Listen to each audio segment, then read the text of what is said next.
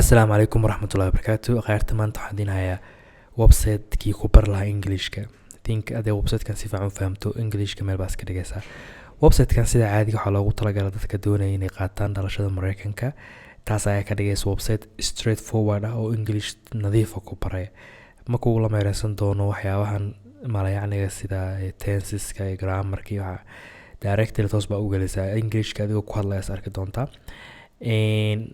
Marka waxaana loogu talagalay sida caadiga dadka qaadanaya dhalashada Mareykanka. So wixiisu wuxuu noqonayaa wax practical ah oo English caadi lagu barayo. Qaybo badan buu leeyahay, muuqaalo buu leeyahay, wuxuu leeyahay qoraalo aad dhegeysan kartid oo listening ah, wuxuu leeyahay su'aalo lagu weydiinayo, wuxuu kaloo leeyahay codka weekaas, wuxuu leeyahay su'aalo visual oo aad isku aadinayso exercises ama quizzes ah. Waxyaabo aad iyo aad u badan buu leeyahay. Aniga waan ka helay qaabkii dadka wax u barayaan, software-ka isticmaalayaan waa software wanaagsan. Ugu dambeyn waxaad qaadanaysaa dhalashada Mareykanka, heestii calanka lagu baraya xitaa. Marka adigu ma noqon doontid qof dhalasho Mareykan qaadanaya, laakiin waxaad noqonaysaa qof Englishka sida Mareykanka qof joogo kale ugu hadlaya. So wixiisuna waxaa wax practical ah. So waqtiga idinka lumanin aan bilowno sida marka u horeysa diiwaangelinta. So website-ka markaad soo gasho waxaad taaban doontaa inaad sign in tiraaho qaabka ugu fudud sign in deh kadib account samayso ku dhahayaa.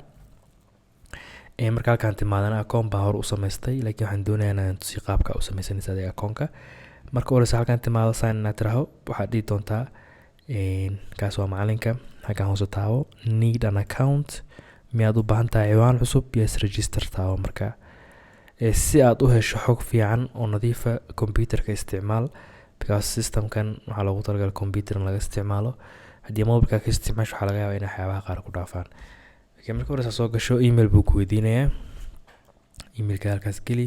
Aniga waxaan gashan doonaa emailkayga gmail.com. kadib magacaaga koowaad geli Abdiraxmaan, magacaaga dambena geli halkaas, passwordna u samayso iska fudud.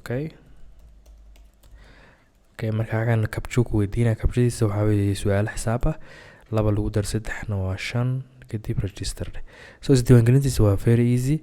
Marka isdiiwaangeliso waxaa lagu keenayaa page-kan wuxuu ku siinayaa courses kala dhiganaya iyo siday u kala horeynayaan. Waxaa ugu horeynaya kan oo la yiraahdo first English course, waxaa ku xigi doona second course, waxaa ku xigi doona practice English and reading, waxaa ku xigi doona US citizenship course, ilaa saabay usii soconayaan. Marka anigu wuxuu dhan ma eegi karo, waxaan sameynaynaa ilaa waxaa ku jirto mid loogu talagalay qaabka shaqada loo qabto lagu barayo nursing skillska, iyo midkaan kaloo la access America. So waxaas dhan maan eegin, laakiin waa qaabka wax lagugu dhigayo waa very amazing website-kan.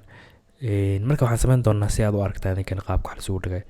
Kan u horeeyaan galayna waxaan leenahay start this course baa taabanaysaa. Markaa soo furto wuxuu ku tusinayaa waxyaabaha ama unitsku kasii kooban yahay. Hadda 20 unit buu ka kooban yahay course-kan. Kan u horeeya first English class ilaa kan u dambeeyo ah recreation and weather. So marka waxyaabaha uu casharada u isticmaalaya waxaa kamid ah website-kan uu ku fiican yahay. Chapter walba minute walba wax buu kaga hadlayaa. So kaas waa kii u horeeyay. Kaas markaa classka joogto way numbers buu ka hadlayaa, mar meelaha la tago mar buu ka hadlayaa, celebrations family mar buu ka hadlayaa.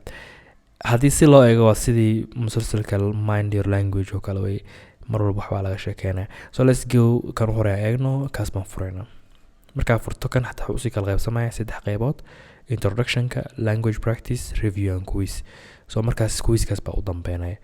Hadda kan hore haddaan furno, marka xaggan tigtana u jeedi meeshaas ku qoran. Marka dhammayso casharkan xaggan green bay noqonaysaa, tig baa lagu saaray min casharka waa dhammays. Haddii kala dhaxta waa taaban kartaa saa ugu dhigto waxaa dhammaysay. Hadda ka hadda tig saarno wuxuu ka dhigayaa inaan dhammayn. Weli page-ka load gareysmay. Aan dhex galno kana furayna. So kan casharka u horeeyay way. Hadda halkaan taabato listen dhahdo, cod buu ku shidayaa. Wuxuu akhrinayaa qoraalka halkaan ku qoran. Hello, welcome to the first class. Markaa shido. Marka ma u malaynaa inaan maqli doontaan because codka waa ka xiray computerka. Kadib next baa dhehaysaa, casharka ku xiga ku keenaya. Kan hadda listening way. So waxaa ku kala garan kartaa marka kuwa listeningkii kuwa caadiga haddii aan main menu aan tagno wuxuu ku siinayaa calaamad buu u sameynaya. haddeertan kaa waa dhammeynay kana dhexdan kaga soo tagnay halfway greenkiisa directalkaas. kana waa video calaamada video hortaala. haddii iminka aan shidno meet McGill so video aan hadda shidmay sorry ma wax qaldan taabtay. so halkaas video inuu shidmaa la doonaya calaamada laakiin ana wax qaldan u fahmi mala. so kan hadda sayid ay ku qorantoo kale waxaa laga doonayaa inaad adigu hadasho. okay haddaan taabto hadda wuxuu dhahayaa hadal codkaygu u dhageysanayaa si uu iga soo haddii qalad uu ku jiro. marka weli loading buu wadaa pageka. marka allow waa inaa u ogolaataa microphoneka inuu isticmaalo. allow baan dhahayaa. kadib hadda wuxuu dhahayaa press listen taabo. wuu ii sheegayaa ask kelmadda uu ii sheegayaa marka hore. markaad dhegeysato kadib adiga hadlayo. speak haddaa taawato iminka kelmadda xaggaa ku qornaa lagaa saxayaa inay pronunciationka uu saxan yahay. so ask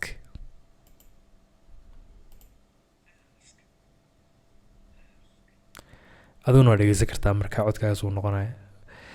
marka websitekan aad buu u fiican yahay. Englishkan waxaa u baran kartaa si professional ah haddii aad si wacan waqti u geliso oo aad u fikirto jadwal u samaysato. xitaa dhow haddii markaad dhamayso unitkan wuxuu ku siinayaa score 100% intee keentay. imtixaanaha ku dhex jiro dabcan imtixaanada markaa soo qaadad kadib wuxuu ku siinayaa score. hadhow waxyaabaha uu ka caawin karan waxaa ka mid ah qaabka wax kuu barayo. wuxuu aad iyo aad kaaga caawinayaa shahaadooyinka TOEFL-kii IELTS-ka si fudud ku qaadata hadhow. qaabka uu samaysan yahay waxaa weeye qaab qofka la doonaya in imtixaan uu ku baasi karo because citizenship-ka ku qaadanaysa hadhow. marka waa iska virtual taa citizenship ma qaadanaysid laakiin qaabka iyaga u qaadanaya haddaa u barato that means waxay ka dhigan tahay inaad Englishka si wacan u baranayso oo practical uu noqonayo. haddeertan kaasaan kasoo baxna moogtahay wanka kuwan ayay karnaa laga yaabaa hadda practice English and reading. kanaan tijaabino kana 5 unit weeye. unit 1 new beginning markaa furto new community so waxaa baranaysaa dadka sida loola kulmo. markaa daawanaysa oo kale let's watch kelmadaha cusub markaa baranaysid. so website-ka waan linkigiisa waan soo sheegi doonaa. waxaa la yidhahdaa usalearners.org. waxba ma kugu xiraay kaar ma gelinaysid payment ma bixinaysid just emailkaaga iyo passwordkaaga gelinaysaa. waxbarashadan xaggaasay kaaga bilaabanaysaa. so I hope inaad ka faa'iidaysato muuqaalka. ha ilaabin inaad asxaabtaada la wadaagto iyo familkaaga si ay uga faa'iidaystaan. commentskan inoogu reeb haddii aad hore u aragto websitekan iyo haddii uu ku leeyahay mid wax badan laga faa'iidin karo. asalaamu calaykum waraxmatullaahi wabarakaatu.